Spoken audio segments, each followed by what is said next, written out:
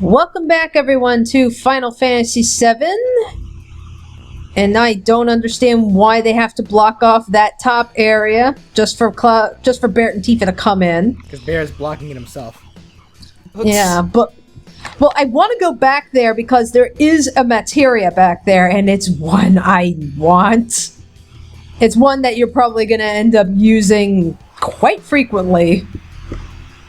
But, of course, we have another fever dream. I am the rightful heir to this planet. It's my planet! You can't have it. Get off of my planet!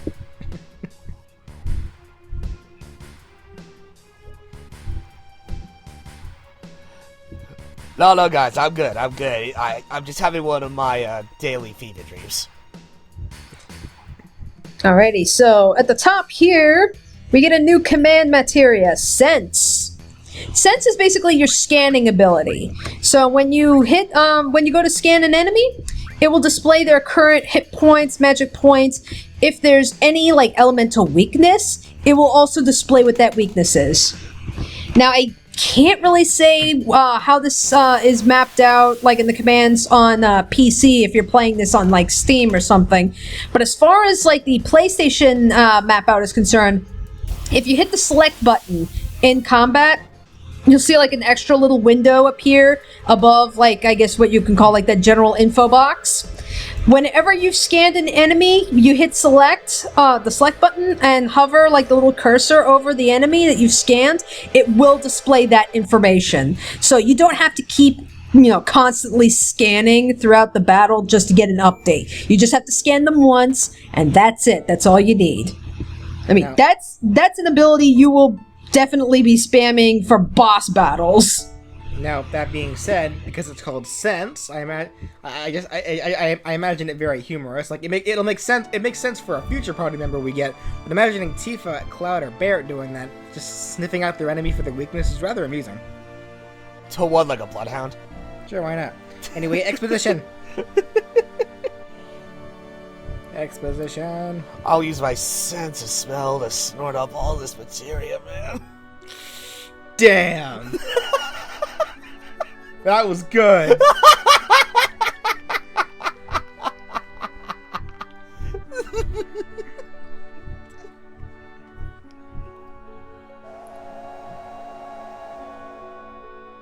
Now, that sound effect there that they just made, like, that was the train? Yeah, it's a train. Okay. I swear that isn't.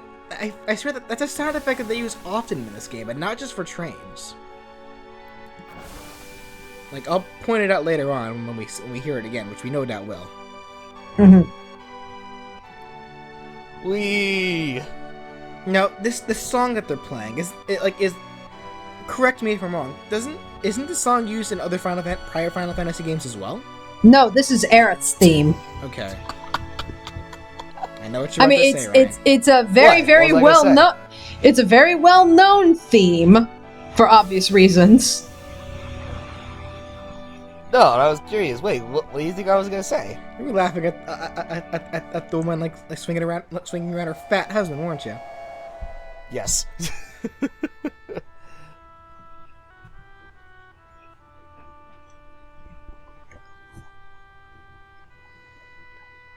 And that being said, this is actually rather depressing. Now, mind you, she said this was 15 years ago. So Aerith is 7. So she's a little kid when this happens. But still old enough to recognize what's going on as well. Yeah. Aww.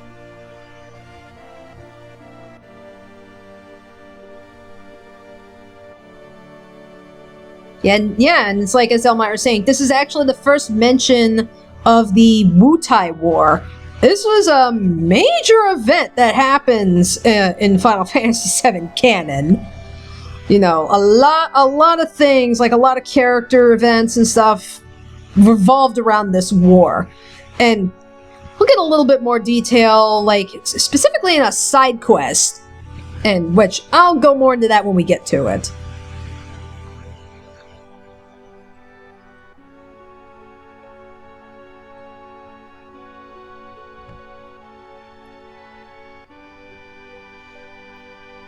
returned to the planet, as in she became fertilizer.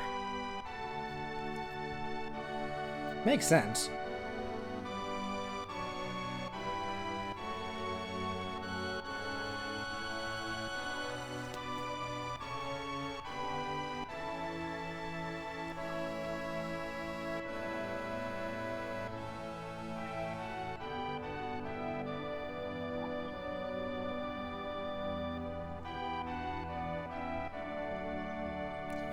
Oh.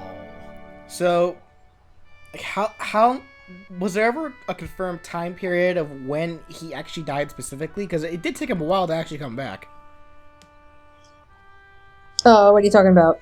Like he like she said she went back to that train station like for a long while. How what was the time period between, you know, how long she's been waiting for him to come back between that point when Aerith said that you know, his spirit was passed? I don't think that was ever really stated. Because if she was only just now getting that letter, like, I don't know, like... Yeah, that's where it's like, I don't think that was ever really confirmed. Like, was it a matter of days or weeks or anything? So, you know, to me it makes a little bit more sense if this happened, like, days later.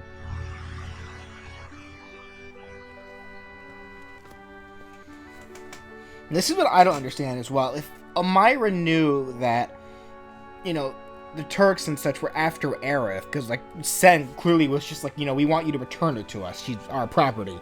Why didn't she take the time to try to move away and get away from them? Again, I don't think that was ever really properly addressed. I mean, pretty much after this whole bit, we actually do learn that, Elmyra, I mean, she does eventually leave, you know, for safety, because, yeah, right now she's got Marlene. So they're saying, you know, you need to leave and take Marlene with you and get out of Midgar.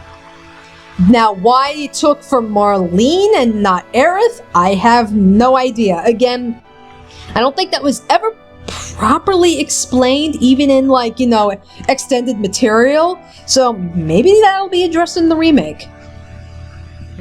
Okay. But I do like this part here, like how Elmyra actually scolds Barret for leaving Marlene by herself.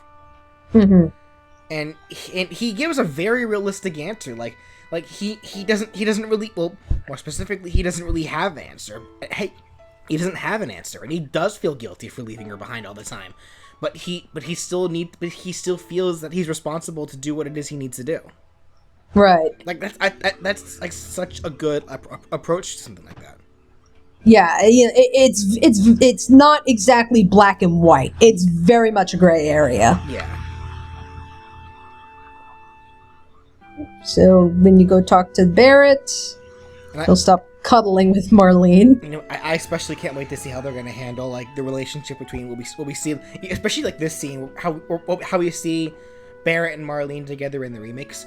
Honestly, one of my biggest soft spots when it comes to certain characters, tough guys with sensitive sides towards their kids. Like you guys know me. Like this is such a big weakness for me, especially for characters like Bowser, this big tough brute who's still sensitive when it comes to his kids. I really love that in characters. It's a trait that I've grown to adore. Okay.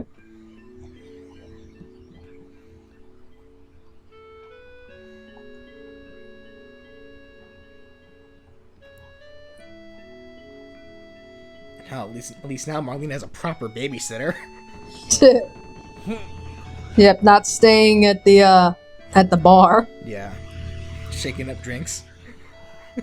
It's like, I imagine after all this, Elmyra was just like, I need a drink. Marlene hears, it's like, I can make you one. What do you want? I think of me apple juice. No, like actual like drinks. Like, I got that. You want something on the rocks? I can make a mean margarita. Here, have the sex on the beach.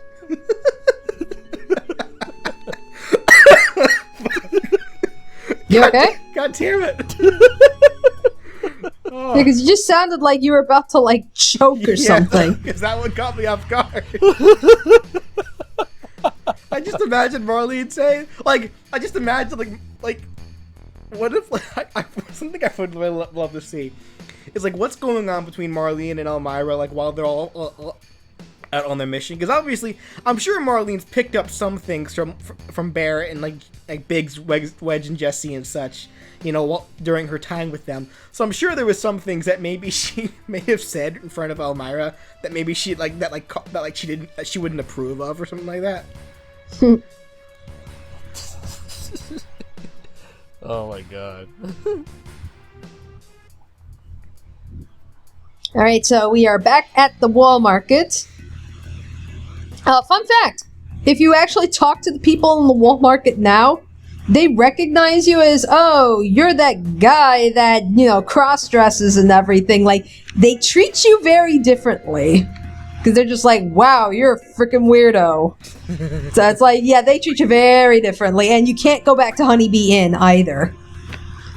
Like, even though we have the pass, they will not let you in. Because they're like, oh, no, we don't want people like you here. Fucking assholes. Oh god. You're just jealous because I look prettier than you. Okay. So anyway, just get yourself properly outfitted.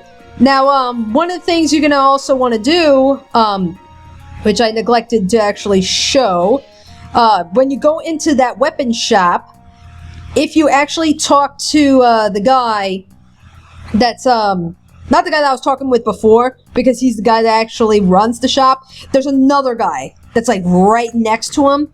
You talk to him, and he has a couple of batteries for like $100 or something like that. You need to get the batteries to actually complete this next part. Huh. Oh, so it's one of those, like, you wouldn't know to get it the first time, but if you did get it the first time, you effectively skip an unnecessary middle step. Yeah. Go kick some ass. Yeah. Okay, yeah, I did show it off. I'm sorry. It's been a while since I've seen these Raws. So, okay, so yeah, so I did show that off. Okay, so that's why I couldn't remember, like, you know, did I just get them off screen?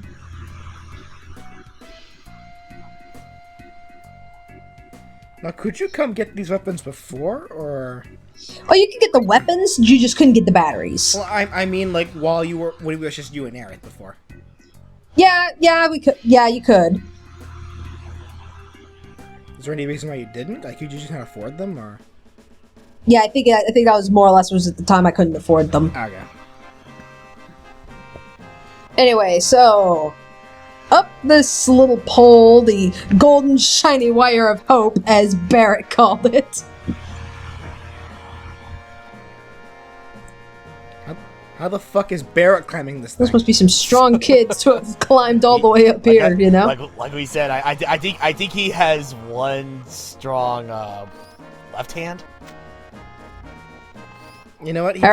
He probably does it the same way that Lee in Walking Dead the game did. Like, did all that shit with only one arm. I can see that. Yeah.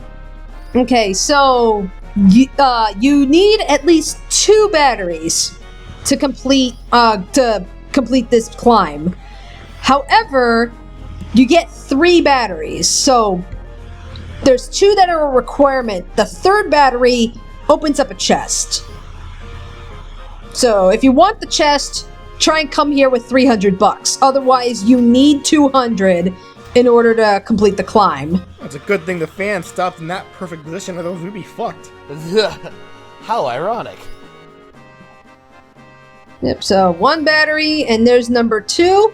Oh, actually, no, wait. I meant convenience, not ironic. No, seriously, how the fuck is Barret getting up here? Is he just hanging on Cloud's waist the whole time? Come on, Cloud, you got this.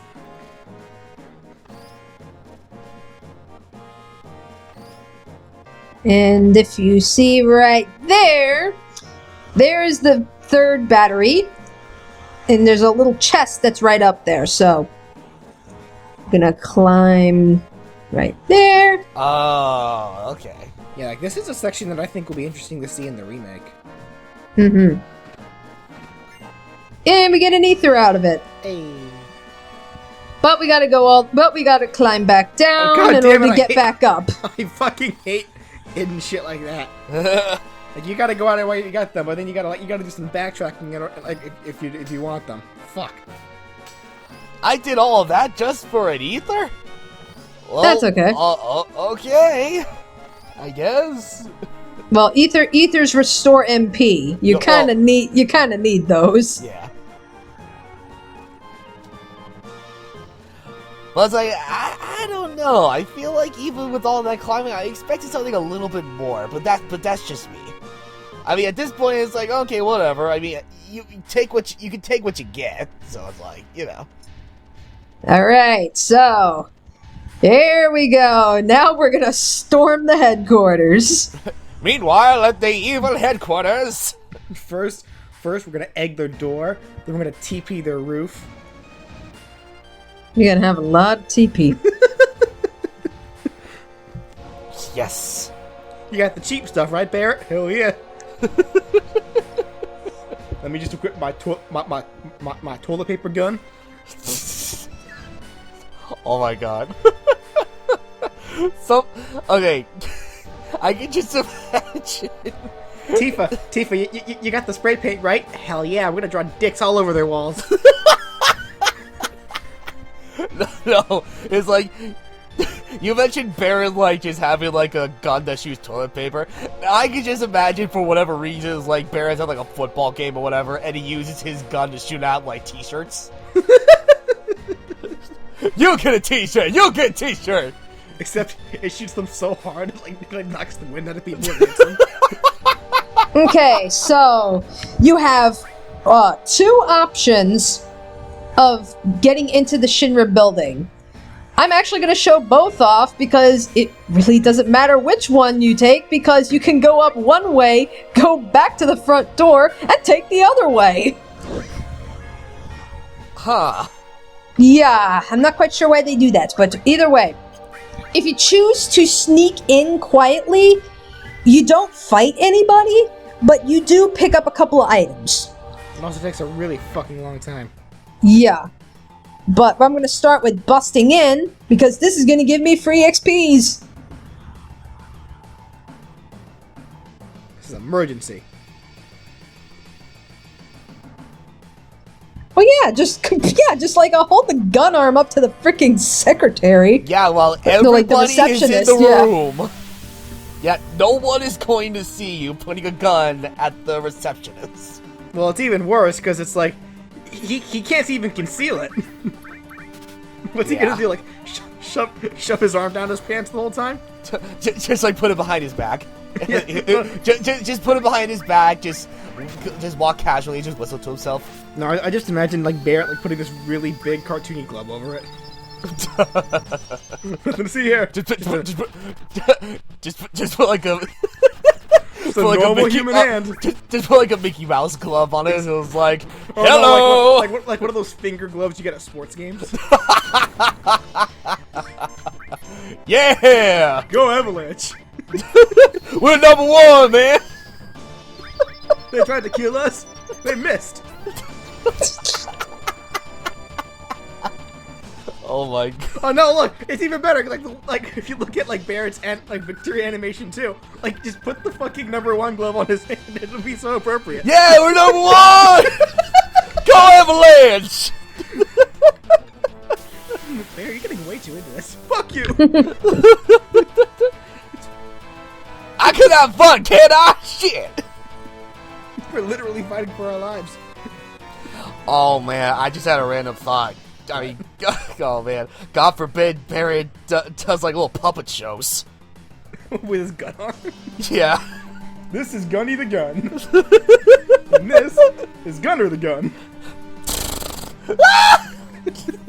He's happy to see you. And now it's time for a show-stopping number! Yay! That's current. That's Kermit the bullet hole victim.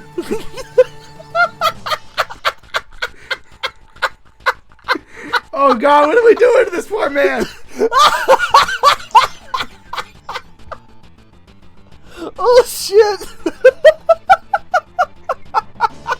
Daddy, I'm so sorry. We're ordering your favorite game. It's fine. Oh, I love Barret so much.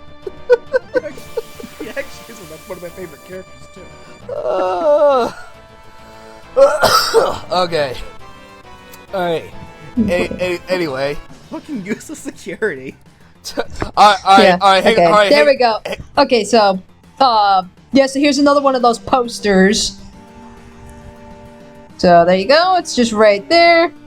Oh, Spike Yellow Hair, run!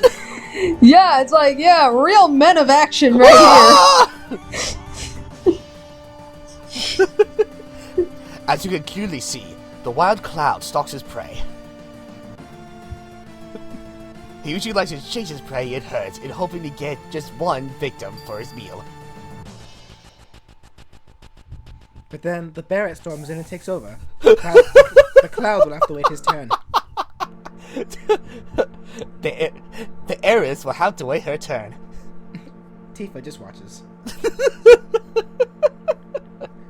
And face bombs. Ugh. God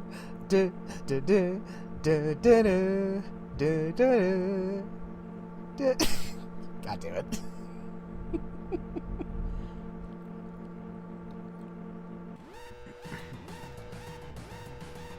Well, pound the alarm. Jeez, we're in a time warp. Oh shit! Holy! Oh my God! This is taking us to 1987. No, that just takes you to random floors. Now, there's a chance that, usually when you open the doors, it opens it up to enemies to fight. There is a chance that some random employee will come through and they'll be like, I'll wait for the next one. And I think it's like, in one of the, I actually, going through this Let's Play, I have several save files. And I can't remember which one, but in one of the save files that I had going through this, I actually ran into the same employer twice. On different floors? On different floors. And we're going up. Huh. Okay. Well, I see, Aerith, this is the only one who has, Nightcrawler abilities. See, Sans? Oh, Sans. Oh, okay. Either way. I'm pretty sure Sans can fucking kick Nightcrawler's ass. I can see that.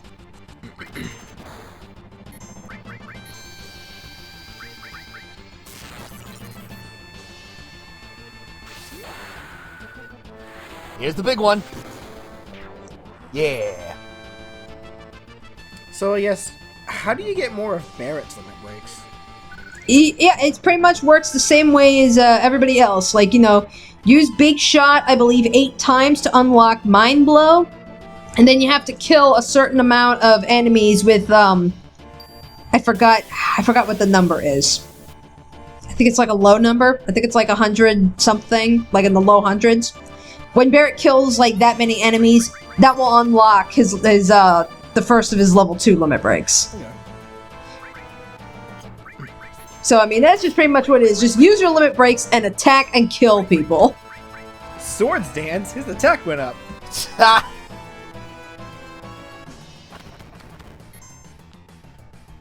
Yeah, so that's pretty much an example of how sensing works. Okay, this guy has like a blade like on his chin. I thought for some reason he was trying to just bite you, even though his entire body is covered in blades. I really like this. I really like the sound effect that plays when he hits someone with this shit. It's like ha cha cha cha cha cha.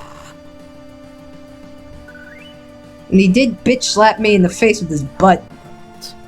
Yeah, with his tail? with the flat part of his body, not the blades. Yeah, yeah. If I had held my sword in this angle, it would have sliced you in two. But instead, I spared your life and held it at this angle. Consider yourselves lucky. Beep boop. Metabot. Metabots, roll battle! Who have my shit to learn? Thank you, Cloud. Kill the fuckers in one hit. Oh man, oh come on, that robot just wanted to show his circus act. What? It's like the way the robot looked, it looked like he was on a, it was like doing tricks on like on a huge ball or something. Kind of like those egg minions in Shadow the Hedgehog. I would have been more impressed if they actually had spikes in the ball. And I hate these enemies. What the hell is this? Oh god. Because this thing can hit you in the face with the hammer so fucking hard it'll cause confusion. Oh yeah. I'm confused just looking at it. That's where it's like, I do not like that enemy because it's, yeah, confusion's a bitch in this game. Or maybe it's just my luck that whenever I get confused, even when I try, like, I take the risk of attacking, it's always my luck that I end up attacking my own party instead of the enemies. Yeah, that's what confusion will do to you. Yeah, but I mean, it's like Pokemon for me. Yeah, it's supposed to be like a 50-50 chance, but I always side on the 50 that ends up doing me damage. The bad side of the 50% chance. Yeah, I always end up like that.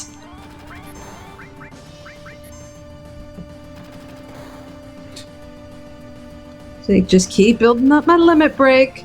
Thank you. You silly fool, just use down B.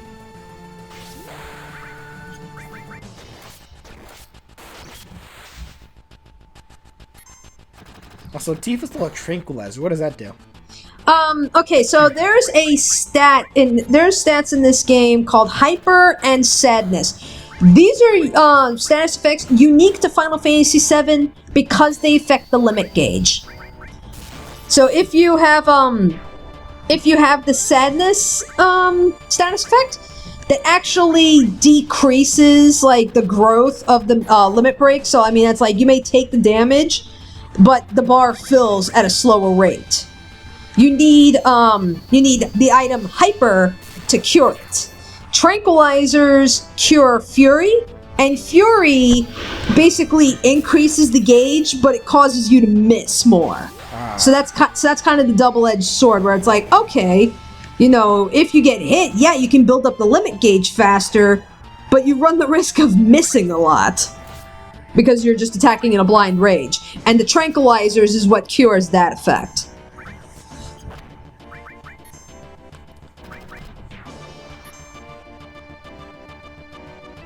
We're number one. We're number one. Avalanche! Avalanche! Oh god damn it. Alright, so here's the gimmick with Shinra headquarters. Basically, now that we got to the 60th floor, pretty much from that point on, to even get access to any other floor above it, you need a key card. So we basically dropped the lift key. Yep, so we're pretty much gonna you pretty much have to go through each floor and collect the key cards. But as I said before, I'm actually going to show off what happens if you go and sneak in. So that's why you see me going all the way down to the first floor, because now we're gonna go off to the side and take the path that you would take if you want to sneak in, and I'm gonna get those items that I missed previously. Okay. Alrighty.